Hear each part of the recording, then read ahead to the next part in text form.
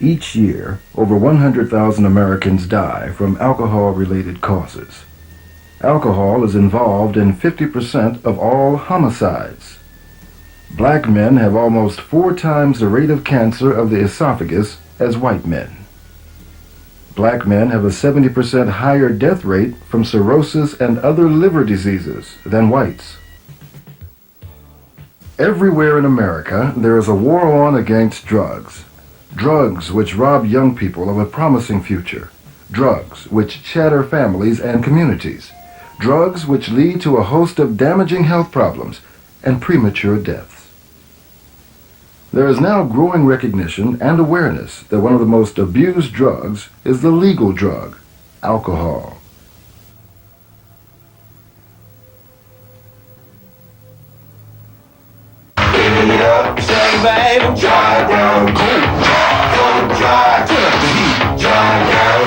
Alcohol is a drug, it is a legal drug, but probably responsible for some of the greatest health costs, in our country today.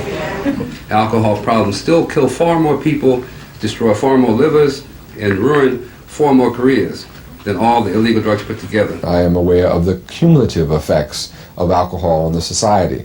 In this city alone, the District of Columbia, the nation's capital, a city of 600,000 people, last year 456 of our friends, neighbors, and relatives died from the abuse of alcohol alone. I think there is not one issue that impacts upon Black America that has more significance than alcohol abuse. And one of the major contributing factors to alcohol abuse is the insidious marketing that the alcohol industry targets toward Black America. Everybody's shaking to those body sounds. See those bodies bend, hear them hearts pound. The room is quaking, see those muscles sweat. All screaming thunder, hot gets it up. I wake up every morning, man, I be shaking like this, man. I can't even function, man, until I have a drink. I couldn't lay down, couldn't go really sit down sometimes. I don't look at TV much. Dr. Carl Stanley works at a public detox center. Probably 1 in 10 people suffer from, alcoholism. In our unit here, which is publicly funded, we tend to see more the Skid Row type people that don't have insurance. It does affect across all socioeconomic levels. The greatest proportion of alcohol problems are caused by light to moderate drinkers, whether rich or poor, black or white. 1 in every 4 Americans, whether they drink or not, will be involved in a car crash, family violence, or other alcohol-related trauma in their lifetime. The effects of alcohol on the human being are multiple. We're particularly concerned about the effects on the liver, causing a disease called cirrhosis of the liver, which is a result of the toxic effect of these drugs, of this alcohol on the liver itself. We're also very concerned about the relationship between alcohol in combination with other substances that causes cancers. Particularly in this city, we're concerned about cancer of the upper esophagus because of the combination of cigarette smoking and alcohol is of particular concern.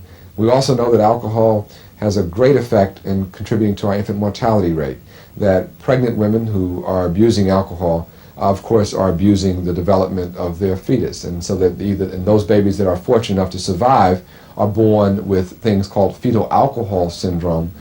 Alcohol-related birth defects cause mental retardation.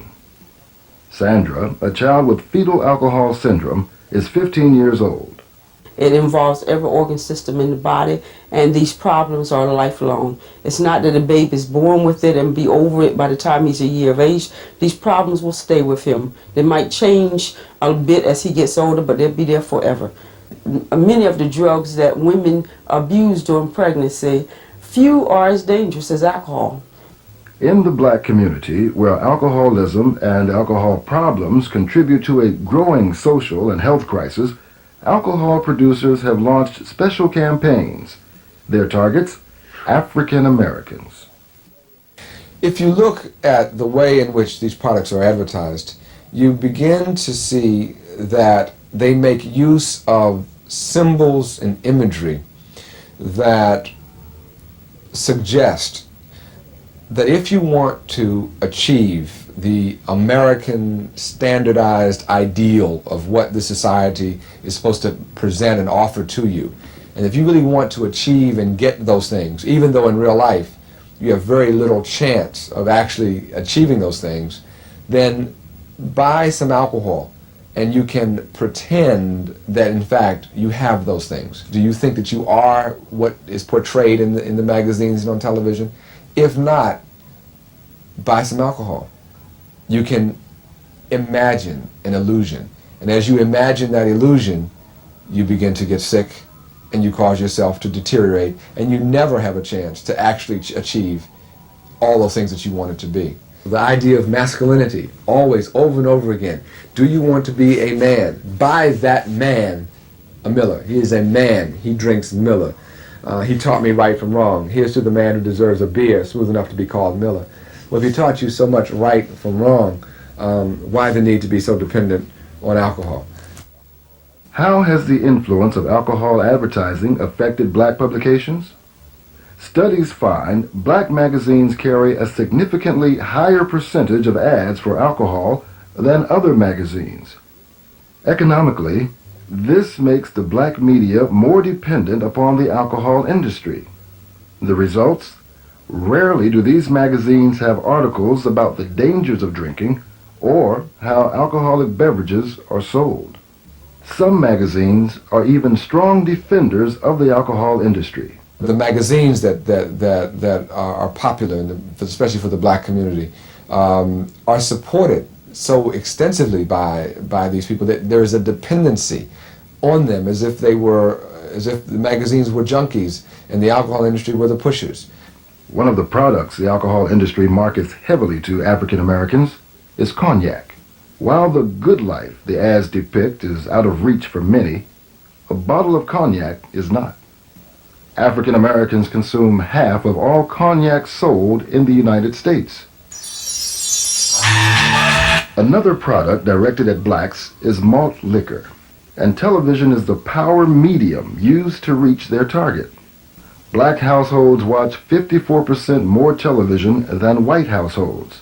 These are the power brews, shown blasting off and suggestively mingled with sexual conquest, implying that the high-octane malt liquor improves the prospect of scoring with women. Industry. You can't please everybody, and we all have different levels of taste, of course. But again, I have to remind you that the techniques used are the same as other consumer products. The techniques we use in television that the advertising people employ for all kinds of products show interesting, attractive people doing interesting, exciting things.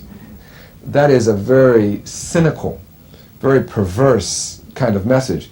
The tragedy is that it works, is that there are so many individuals who buy in to that sort of thinking, that in fact that they need that message, that they would be vulnerable to it. And that makes me very sad. Confounding the issue is alcohol producers' heavy involvement in the black community. We have a health crisis, and at the same time we find that this health crisis is aggravated by the overconsumption and abuse of drinking and smoking. Now, the problem arises is that guess which commercial institutions are the most supportive in their public interest help, in their community support, in their granting of scholarships, of their making funds available for good and worthwhile causes. Right, the alcohol and tobacco industries. And so therein lies the conflict. Should we take their money, or should we take their money and chastise them at the same time for some of the perfectly outrageous tactics that they've used to get black people to consume more alcohol to their detriment. It reaches right into the Congressional Black Caucus, who has many of their activities funded during the annual week by alcohol and tobacco companies. The health of all our people comes first. In several communities, people are joining together to change the way alcohol is sold. In Michigan, community residents are protesting alcohol billboards. We organized a group of community leaders. We planned a rally at a local church to protest a particular billboard for Wild Irish Rose wine, which is a cheap wine. It used a woman in a bodysuit, a wet bathing suit, very sexually explicit pose to advertise their wine. The protest was against not only the content of the advertisement, but also the location. It was located right next door to a runaway shelter for teens and 20 feet from a church. Who's down? Out down! Other communities are taking similar actions. In Harlem, one congregation is whitewashing billboards it considers not just eyesores, but a menace. Advertising things that destroy life are just not good. All over the country, inner-city residents are taking dead aim on billboards that sell alcohol and tobacco. One county commissioner in Dallas was even arrested for blotting out what he found offensive. We cannot no longer tolerate that, so we must move forward and do what we got to do. So if the jail is jail. In 500 cities in the last 3 years, offending signs have either been replaced or taken down. I say everything's okay in billboard heaven, but yet down below our people are suffering. In this community, they've gone too far. The street we're standing on, there's a billboard every 188 feet. We think that's a bit much. A bit much in a lot of rundown areas. Studies in Washington, Philadelphia, St. Louis, and San Francisco show that far more billboards are crammed into poor areas than anywhere else. They have one objective, and that is how much money can we draw in? And who's the ultimate victim? The people in this community. In addition to the fight against billboards, efforts are underway to change the way malt liquor is sold. This morning, a coalition of 22 Black and Latino and health organizations is protesting the alcohol content and marketing of malt liquor, a high alcohol beer. The message this morning is that the beer industry is using the sleaziest advertising to market high alcohol products to the people who suffer the highest rates of alcohol problems. My efforts as the director of an alcohol and drug rehabilitation program in addressing alcohol abuse are made significantly more difficult by the excessive marketing practices in the black community by the alcohol beverage industry. Our attempts at building self-esteem are compromised by ad campaigns that seem to suggest that the black community can receive power, success, and romance from a bottle of malt liquor. In reality, few things hurt the stability of the black family or hinder the black community from reaching its full potential more than alcohol abuse. Civil rights organizations have to ask a fundamental question, and that is, what do they see their mandate as being? I see them in many respects as the custodian of health care in black America, and they need to ask a fundamental question: is the amount of dollars they receive from the liquor industry consistent with what I perceive to be their historic and current responsibility? Publishers have to also ask themselves a fundamental question of, is profits their only consideration? Do they have any other concerns in the black community as well? But we need to really attack it on a number of levels. If not an outright ban, let's get equal time so that we can tell a balanced story of the messages or the impact that alcohol abuse has on the quality of life in black America. Let's look at billboard advertising and perhaps limit that to some extent.